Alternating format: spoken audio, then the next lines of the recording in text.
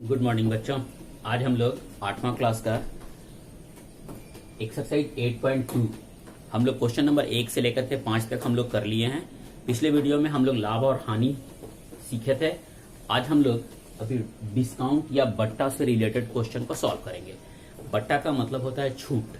छूट किस पे दिया जाता है? मार्क प्राइस पे या अंकित मूल्य पर। मतलब दुकानदार जो अपना प्राइस लिस्ट पे जो लिखता है दाम मूल्य, उसी प्राइस पे पर डिस्काउंट देता है। जैसे हम लोग यहाँ पर क्वेश्चन को देखते हैं, लिखता है सेल के दौरान एक दुकान सभी वस्तुओं के अंकित मूल्य पर। अंकित मूल्य का मतलब हो गया मार्क प्राइस पर 10% बट्टा देता है। 1450 रुपया अंकित मूल्य वाला एक जीन्स और 2 कमीजें, जिनमें से प्रत्येक का अंकित मूल्य 850 रुपया। मतलब एक जीन्स का दाम है 1450 रुपया और 2 जीन्स का तो 850 रुपया ईच, ये दाम है। वो खरीदने के लिए किसी ग्राहक को कितना भुगतान करना पड़ेगा? तो सबसे पहले हम लोग यहाँ पर देखते हैं। पहले हम लोग लिखेंगे एक जीन्स का अंकित मूल्य, इसको हम लोग बोलते हैं मार्क प्राइस। मार्क प्राइस बराबर 1450 रुपया। 2 कमीज का अंकित मूल्य तो 2 इंटू 850 बराबर 1700 रुपया। टोटल कितना हो गया? कुल अंकित मूल्य बराबर, यहाँ हम लोग देख क्या रहे हैं, जोड़ेंगे इसको 0 5 7 4 11 3150 रुपया।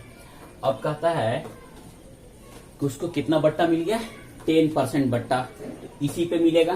तो हम लोग लिखते हैं बट्टा बराबर बट्टा, या हम लोग इसको लिखते हैं डिस्काउंट।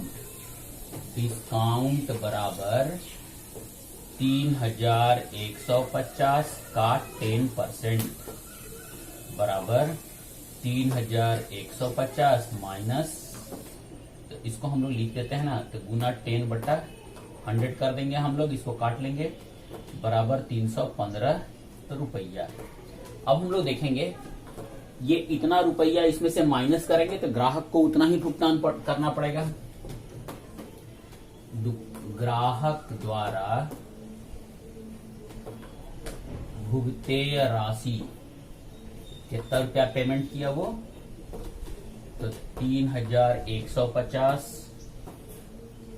माइनस 315 बराबर 10 में से 5 गया 5, 4 में से 1 गया 3 और 11 में से 3 गया 8, 2835 रुपया। ये दुकानदार को देना होगा। कौन देगा? ग्राहक। ठीक है, ये हम लोग का हो गया। अब हम लोग क्वेश्चन नंबर 7 करते हैं। हम लोग यहाँ पे सबसे पहले बोलता है 2 भैंसों का इतना रुपया बेचा, मतलब ये विक्रय मूल्य हो गया ना। कुल विक्रय मूल्य बराबर, कुल विक्रय मूल्य बराबर, विक्रय मूल्य का मतलब होता है सेलिंग प्राइस। ठीक है, तो टोटल एसपी कितना हो गया? तो 2 गुने 20,000, मतलब ये हो गया हम लोग का 40,000 रुपया। ठीक है, अब हम लोग को सीपी निकालना है, मतलब कॉस्ट प्राइस निकालना है, मतलब क्रय मूल्य निकालना है। तो क्रय मूल्य हम लोग को दिया हुआ नहीं है। हम लोग पहले मान लेते हैं, माना पहली भैंस का क्रय मूल्य बराबर 100 रुपया। ठीक है, तो अब ये कहा था कि 5% लाभ पर एक ठो को बेच रहा है, तो हम लोग यहाँ पे लिखते हैं एसपी, मतलब विक्रय मूल्य बराबर, तो क्या हो जाएगा? एक्स माने क्रय मूल्य प्लस लाभ, तो एक्स प्लस एक्स गुने 5/100, मतलब इसको करेंगे हम लोग तो ये हो जाएगा 100x प्लस 5x/100। मतलब यहाँ पे 100 एलसीएम ले लिए, 100 से इसको मल्टीप्लाई करेंगे तो ये हो जाएगा हम लोग का 105x/100। ठीक है, अब इसके बाद हम लोग फिर देखेंगे, इसके बाद कहता है दूसरे पे उसको 10% की हानि हुई, तो हम लोग पहले यहां से ही निकाल लेते हैं। ये विक्रय मूल्य हमको दिया हुआ कितना था? 20,000 रुपया।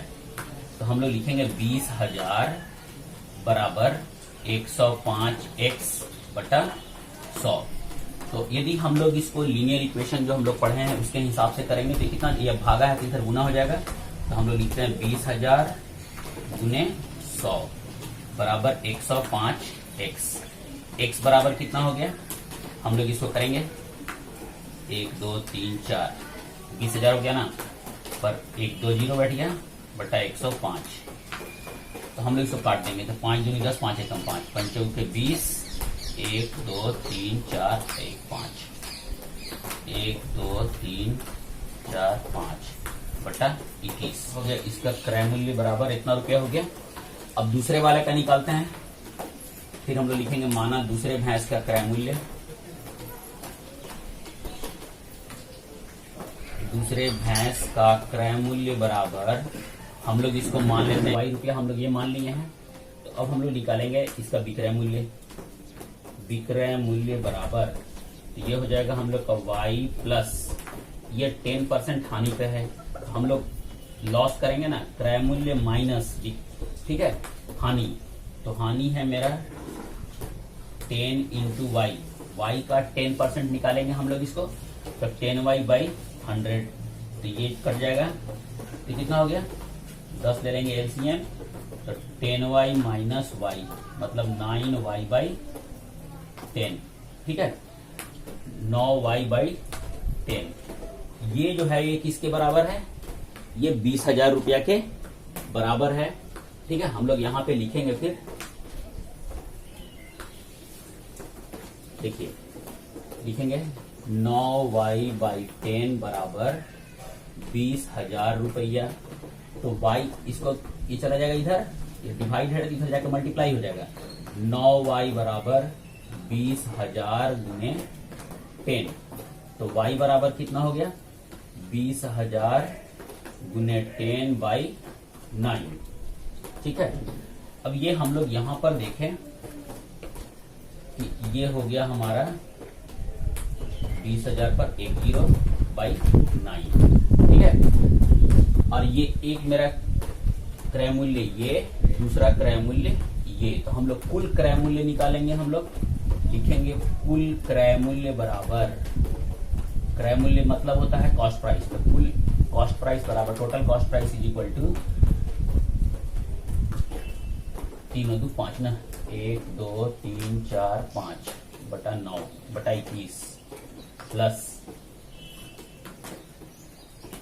3 4 5 बटा 9।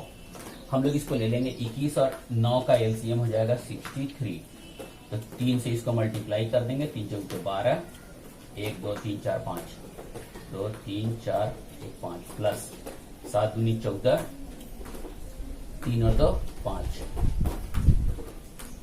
ठीक है। ये हम लोग का हो गया। अब हम लोग यहां से देखते हैं किसको जोड़ लेंगे, तो 14 और 12 26 हो गया, 1 2 3 4 और 1 5 बटा 63, ये मेरा कुल क्रय मूल्य हो गया। अभी हम लोग यहाँ पर देखेंगे, यदि इसे डिवाइड कर देंगे हम लोग तो ये इस पे 4 जीरो बैठेगा, इसका मतलब है कि ये 40,000 रुपया से कम हो जाएगा, ये है ना। हम लोग यहाँ पे लिखते हैं चूंकि सिंस क्रय मूल्य इज ग्रेटर देन विक्रय मूल्य, मतलब ये वाला को जब हम लोग डिवाइड करेंगे तो ये 40,000 से ज्यादा आ जाएगा, ठीक है।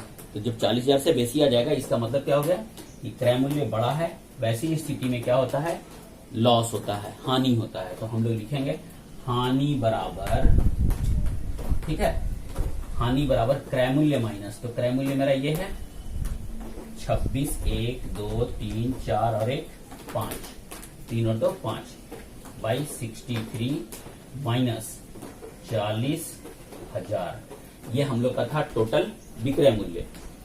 अब यहां हम लोग 63 ले लेंगे एलसीएम, तो इधर हो जाएगा 2 लाख, अरे सैकड़ा हजार 26 लाख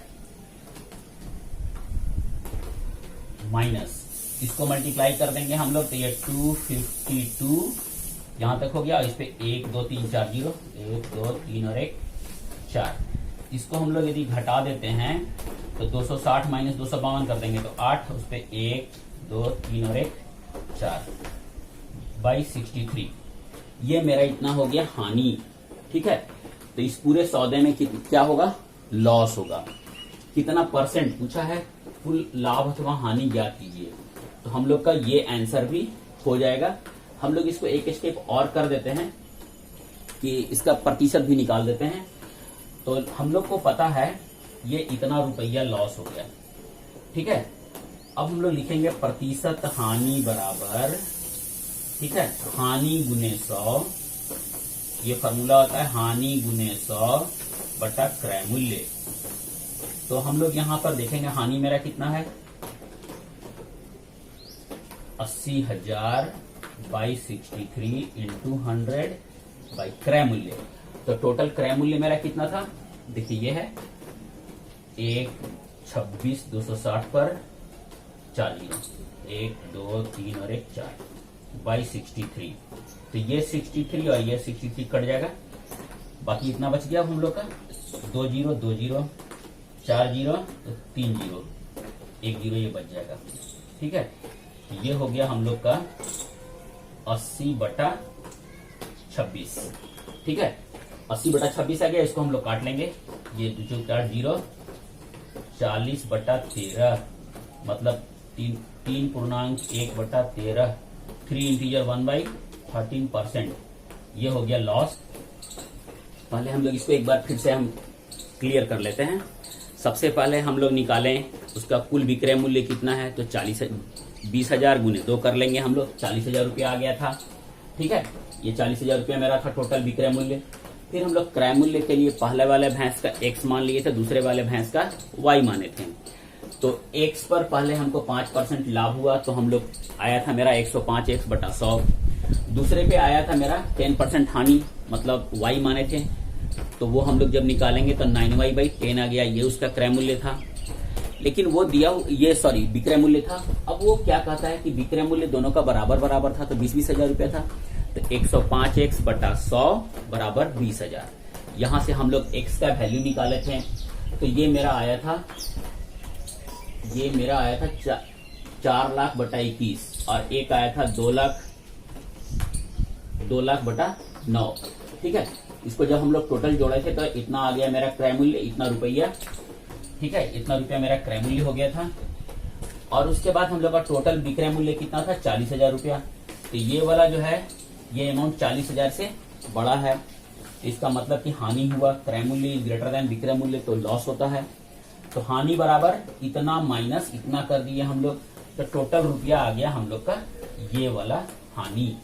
ठीक है, अब हम लोग यहाँ पर देखें प्रतिशत हानि, तो हानि गुने 100 बटा क्रय मूल्य करेंगे हम लोग 3.1/13%, 3 इंटीजर 1/13% लॉस। ठीक है, अब हम लोग क्वेश्चन नंबर 8 करते हैं। एक टेलीविजन का मूल्य है 13,000 रुपया। ठीक है, और इस पर 12% की दर से बिक्री कर का मतलब होता है सेल टैक्स। जब हम लोग कोई सामान जब खरीदते हैं तो सरकार को उसके बदला में हम लोग को टैक्स देना पड़ता था। अब ये बिक्री कर को हटा करके जीएसटी नाम रख दिया गया है। ठीक है, तो यहाँ पर लेकिन क्वेश्चन हमारा पुराना है, तो कहता है बिक्री कर वसूला जाता है यदि विनोद इस टेलीविजन को खरीदता है तो उसके द्वारा कितना रुपया दिया जाएगा। तो दाम ये रुपया है, इसके ऊपर से अलग से टैक्स हमको देना होगा, है ना। तो ये रुपया पर ये रुपया का टैक्स निकालेंगे हम लोग, 13,000 का 12% कितना होगा, और वही रुपया वो पे करेगा। तो हम लोग यहाँ पर लिखते हैं टेलीविजन का मूल्य कितना है, टेलीविजन का मूल्य बराबर 13,000 रुपया। ठीक है, अब हम लोग यहाँ बिक्री कर निकालते हैं। बिक्री कर बराबर, तो किसका बिक्री कर निकलेगा, इस पे 13,000 का 12%। ठीक है, इसको हम लोग देखेंगे क्या, 13,000 गुने 12/100, ये कट गया 12 7 12 36 की 6, 12 कम 12 3 15, ये 1560 रुपया हम लोग को अलग से टैक्स देना होगा। ये क्या होगा, बिक्री कर या सेल टैक्स। ठीक है, तो कुल कितना रुपया पे करेंगे, तो भुगतान की जाने वाली राशि बराबर, ठीक है, की जाने वाली राशि बराबर 13,000 प्लस 1,560 बराबर ये 60, ये 560, 13 1 14,560 रुपया। ये इतना ही रुपया हम लोग को पे करना होगा। मतलब ये रुपया प्लस बिक्री कर या सेल टैक्स, ये हम लोग का खत्म हो गया। बाकी मेरा बचा हुआ है क्वेश्चन नंबर 9 और 10, जो हम लोग अगले वीडियो में देखेंगे, इसलिए कि ये वीडियो बहुत लंबा हो जाएगा। तो यदि आपको अच्छा लगा हो तो प्लीज एक लाइक कर दीजिएगा और दूसरों को शेयर कीजिए ताकि दूसरे बच्चे भी सीख सकें, ठीक है। और यदि आप मेरे चैनल पर नए हैं तो प्लीज मेरे चैनल को सब्सक्राइब जरूर कीजिए। पूरा वीडियो देखने के लिए बहुत बहुत धन्यवाद।